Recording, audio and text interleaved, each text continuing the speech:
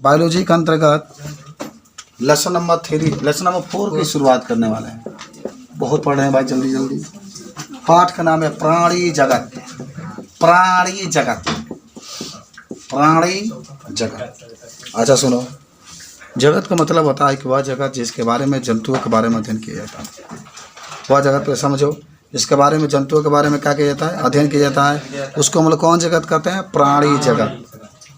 अभी तक 10 लाख प्राणियों का अध्ययन हो चुका है। कितने लाख? 10 लाख। देखो अभी अध्ययन जारी है। हम लोग इसमें देखेंगे कि प्राणियों को किसके आधार पर बांटा गया है। तो हम लोग देखेंगे कि कुछ प्राणियों को उसके प्रगुआ के आधार पर बांटा गया है, कोशिका व्यवस्था के आधार पर, पाचन तंत्र के आधार पर, परिसंचरण तंत्र के आधार पर, जनन तंत्र के आधार पर सभी प्राणियों को क्या किया गया?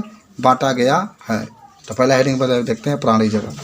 चलिए, प्राणी जगत लिखवाए बाबू, कॉपी पर लिखना शुरू कर दो आज ही से सबका। वह जगत जिसके द्वारा प्राणियों के बारे में अध्ययन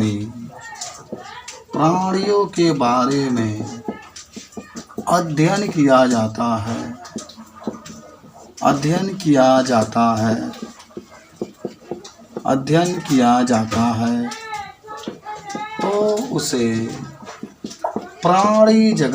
है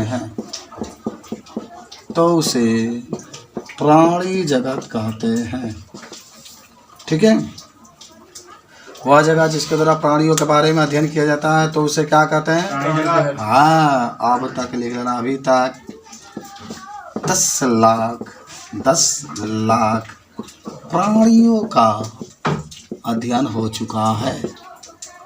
10 लाख प्राणियों का अध्ययन हो चुका है।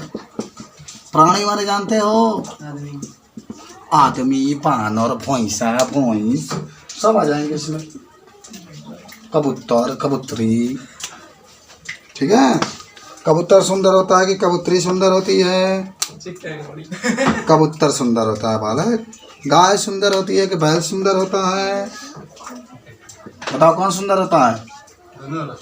गाय सुंदर कि बैल सुंदर है? बताओ कौन सुंदर? बैल। गाय बैल बैल, क्योंकि बैल देखना एकदम साफ सुथरा रहता है। तो पूंछ पका एकदम पूरा पूंछ से लगलो वाला रहती है। मेहराज सुंदर कि मारा सुंदर? ऊपर से मर्द सुंदर, ऊपर से मेहराज सुंदर, लेकिन अंदर से मर्द सुंदर। ये बायोलॉजी में पूछा जाता है। वर्गीकरण का आधार, हाँ क्या कर रहे हैं अफजल?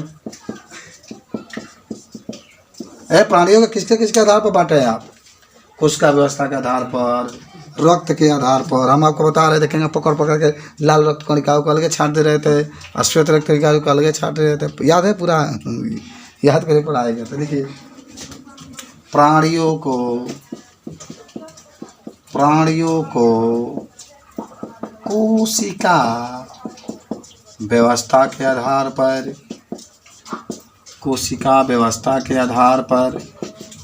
रक्त के रंग के आधार पर, प्रगुहा के आधार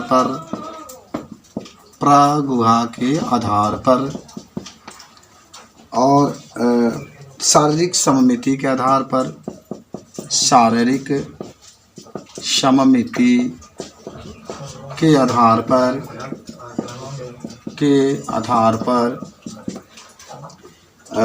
पाचन तंत्र के आधार पर। पाचन तंत्र जानते हो ना, पचाने की क्रिया को। परिसंचरण का मतलब रक्त के आधार पर, परिसंचरण तंत्र के आधार पर, जनन तंत्र के आधार पर। हमने एक लिंगी है कि 2 लिंगी है? एक लिंगी। एक लिंग बा। कौन 2 लिंगी है? अब जलवा है। जनन तंत्र के आधार पर वर्गीकरण किया गया है।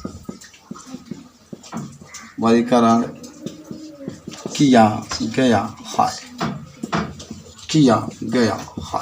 नोट कर लो बालकों, बहुत मज़ा आता है बायोलॉजी पढ़ने में। तो अब संगठन स्तर का होता है, इसके बारे में हम लोग जानने की कोशिश करेंगे।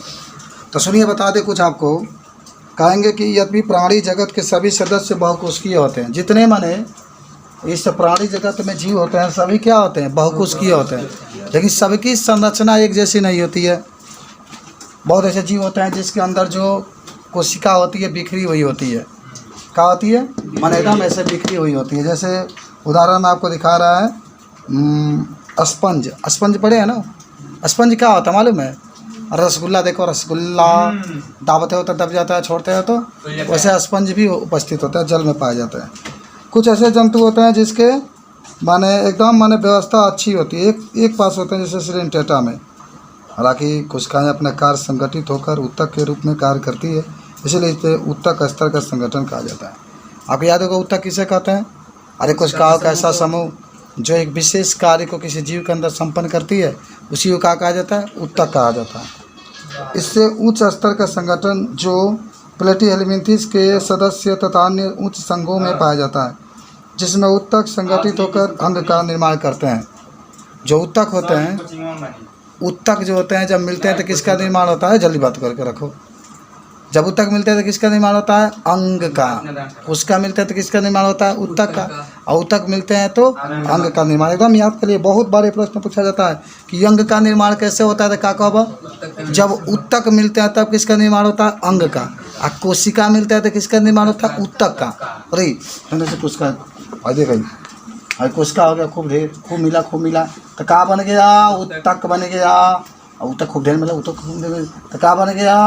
अंग बन गया। क्या बन गया? आगे बढ़ो। और प्रत्येक अंग एक विशेष कार्य करता है। प्राणी में जैसे एनेलिडा, आर्थ्रोपोडा, मोलस्का, इकाइनोडर्मेटा तथा रज्जु के अंग मिलकर तंत्र के रूप में। और जब अंग मिलता है तो क्या बनता है? तंत्र बनता है। इसी को सिस्टम कहा जाता है। प्रत्येक तंत्र एक विशेष कार्य करता है। इस तरह की संरचना अंग तंत्र के स्तर का संगठन कहा जाता है। विभिन्न प्राणी समूहों में अंग तंत्र विभिन्न प्रकार की जटिलताएं प्रदर्शित करते हैं। उदाहरण के लिए पाचन भी अपूर्ण और पूर्ण होता है। अपूर्ण पाचन तंत्र में एक ही बाह्य द्वार होता है जो मुख तथा गुद्दा दोनों का कार्य करता है, जैसे प्लेटीहेलमिन्थेस। पूर्ण पाचन तंत्र में दो बाह्य द्वार होते हैं, एक मुख तथा गुद्दा। इसी प्रकार परिसंचय तंत्र भी दो प्रकार का होता है। खुला का मतलब होता है जो रक्त होता है किसी। खुला परिसंचय तंत्र किसे कहते हैं? ऐठा में पाया जाता है, घोंघा हो गया में। माने क्या होता है ना, इसमें नसें नहीं होती है, रक्त एकदम पूरा शरीर में बहता है, उसे खुला परिसंचय तंत्र कहते हैं, याद करना। एक होता है बंद परिसंचय तंत्र, जो रक्त होता है पतली पतली नसों में क्या होता है? बहता है। अब ये चीज़ कंपनी का पूरा लिख रहे बिठा दे। संगठन के स्तर पर लिखना, इसमें हेडिंग बना पहले लिखना कुछ माने लिखना सभी जीव बहुकोशिकीय होते हैं, लेकिन इनका संगठन एक समान नहीं होता है। कोई प्रॉब्लम? No problem. सभी जीव बहुकोशिकीय होते हैं, लेकिन इनका माने संगठन एक समान नहीं होता।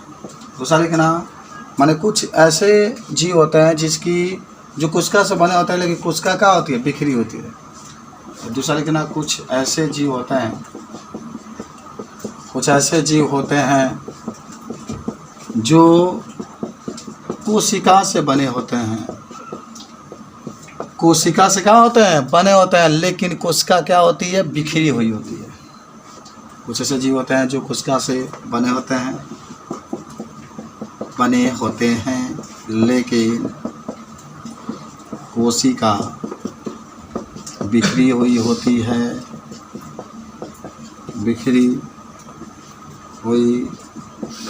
होती है। उदाहरण में क्या लिखोगे? स्पंज। क्या लिखोगे? स्पंज। माने ऐसे कोशिका से बनने लगे पूरा बिखरी हुई होती है इस तरीके से। ऐसा लिख लेना। कल अगर हम पूछे तो बता दोगे सब? हाँ बोलो। कुछ ऐसे तुम लोग नहीं बोलते हो, इसलिए नहीं बोलते हो कि कहीं हम कह दें कि हाँ सुनाएंगे, याद करके नहीं आएंगे, क्यों कहेंगे? कि कुछ ऐसे जीव होते हैं जो कोशिका से बने होते हैं, कोशिका से बने होते हैं तथा बिखरे हुए नहीं होते, बिखरे हुए नहीं होते हैं। उदाहरण में क्या लिख सकते हैं? प्लेटी हेलमिंथिस। उदाहरण में क्या लिखना है? प्लेटी हेलमिंथिस। हो गया, ओके। अच्छा, 4 नंबर आ जाते हैं उत्तक। टिश्यू कहते हैं अंग्रेजी में से। कोशिकाओं का ऐसा समूह, कोशिकाओं का ऐसा समूह जो एक साथ मिलकर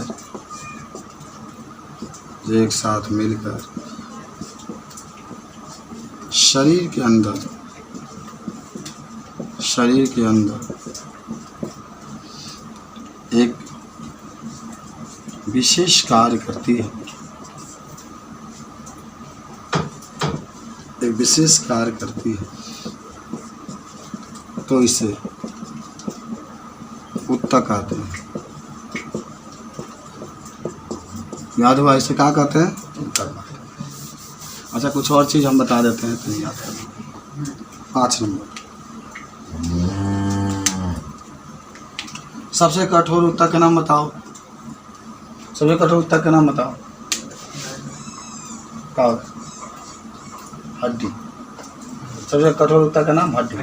हाँ, एक ऐसे उत्तक का नाम बताओ जो द्रव अवस्था में पाया जाता है। रक्त। याद लिख देते हैं। सबसे कठोर उत्तक हड्डी होता है तथा रक्त द्रव अवस्था में पाए जाने वाला उत्तक होता है। द्रव अवस्था में पाए जाने वाला उत्तक होता है। चलो, कोई दिक्कत हो? ना बाबा, ना बाबा ना। अच्छा बताओ, अंग का निर्माण कैसे होता है? अंग का निर्माण कैसे होता है? हाँ,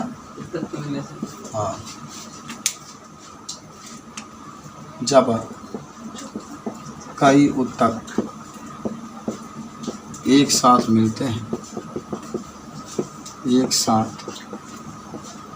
हैं तो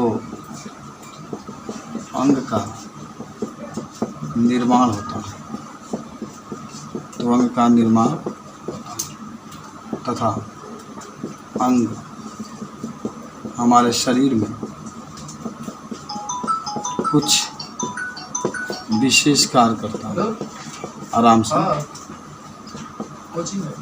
विशेष कार्य।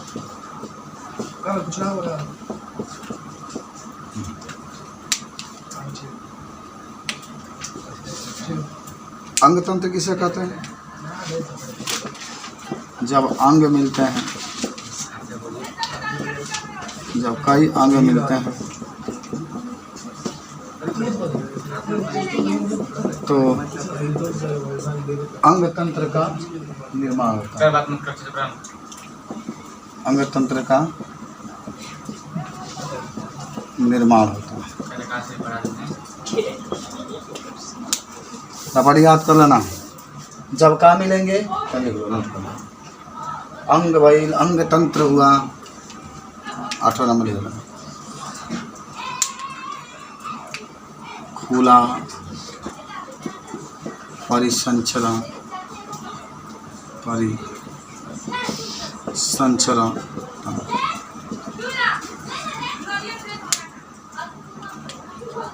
इसमें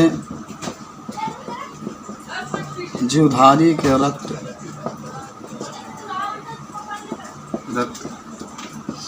शरीर के अंदर एक स्थान से दूसरे स्थान पर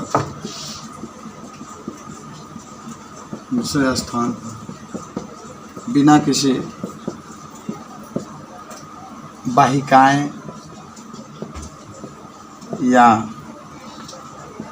नलिकाओं के द्वारा जाते हैं।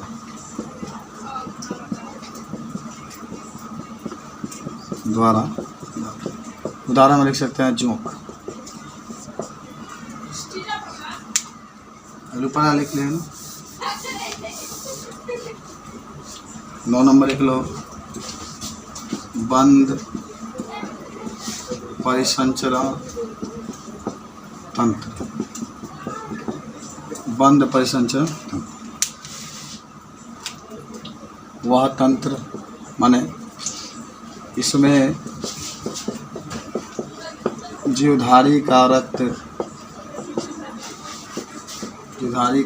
पतली नलिकाएं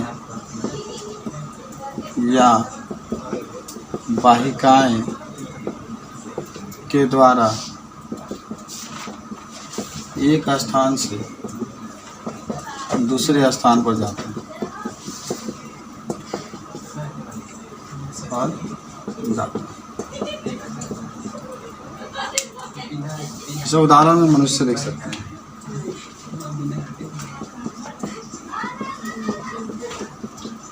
उदाहरण में मनुष्य मतलब